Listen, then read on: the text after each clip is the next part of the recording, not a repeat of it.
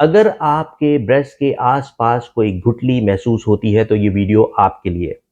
आजकल breast lump पे patient बहुत ज़्यादा आ रहे हैं मेरी क्लिनिक में और मैंने फ़ील किया है कि उन बच्चियों को, उन ख़वातीन को क्लियर पिक्चर नहीं है। कितना सीरियस लेना है, कितना नहीं लेना है। कुछ ब्रेस्ट लंप्स ऐसे होते हैं जो पीरियड्स के साथ आते हैं और फिर खुद ही चले जाते हैं।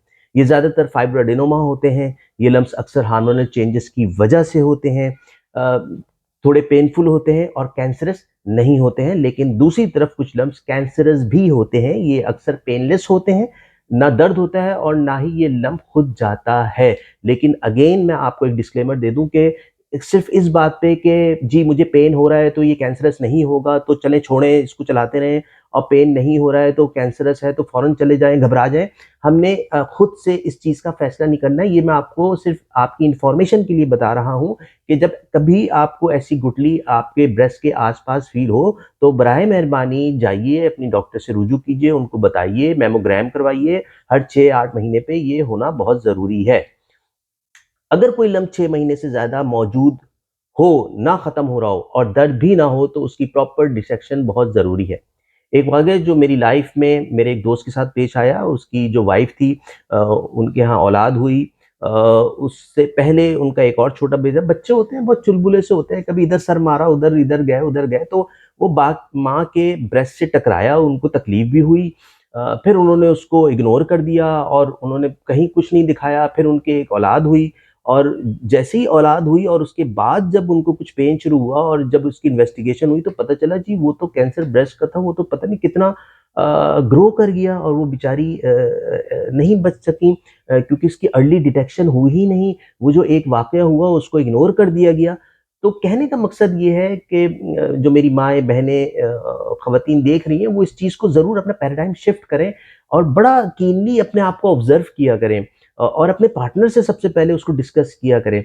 हमारे यहाँ पता नहीं क्यों इस बात में शर्म महसूस होती है कि हम नहीं बात करते हैं, कोई भी ऐसी चीज़ होती है हम डॉक्टर को नहीं जाके बताते हैं। तो काइंडली इस चीज़ को फ़ौरन एड्रेस करें। ठीक है, बहुत अल्लाह का करम और शुक्र होगा कि ऐसी कोई चीज़ नहीं होगी और होती भी नहीं है, लेकिन हमें दिखा के इत्मीनान कर लेना बहुत ज़रूरी है।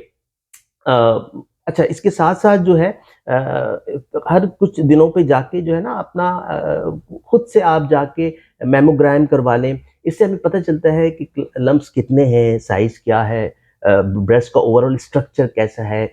मैमोग्राफी यूजुअली 30 प्लस एज के बाद आपको शुरू करवानी चाहिए। और ख़ास तौर पर उन लोगों को ये ख़ास तौर पे आप याद रखिएगा कि जो जिनके ब्लड रिलेशन में कैंसर हिस्ट्री आती हो, वो ख़वातीन जो है ना वो कुछ अरसे बाद जो जैसे डॉक्टर आपको बताए तो ज़रूर अपना मैमोग्राम करवाएँ जाके।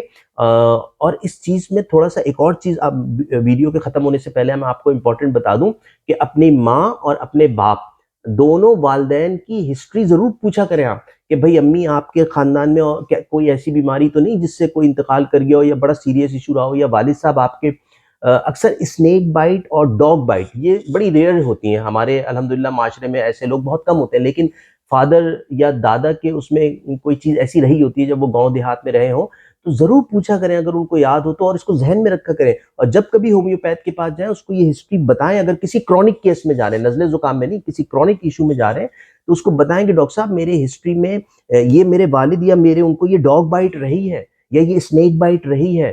तो कहने का मकसद ये है कि उससे हमारे यहाँ ऐसी अल्हम्दुलिल्लाह दवाइयाँ हैं जो कि जब आपको दी जाती हैं तो आपके पुराने से पुराने एलिमेंट को जो ख़त्म नहीं हो रहा होता वो जो है अल्हम्दुलिल्लाह फेड आउट हो जाता है, उसकी तमाम चीज़ें ख़त्म हो जाती हैं जो कि हेरेडिटरी चली आ रही होती है।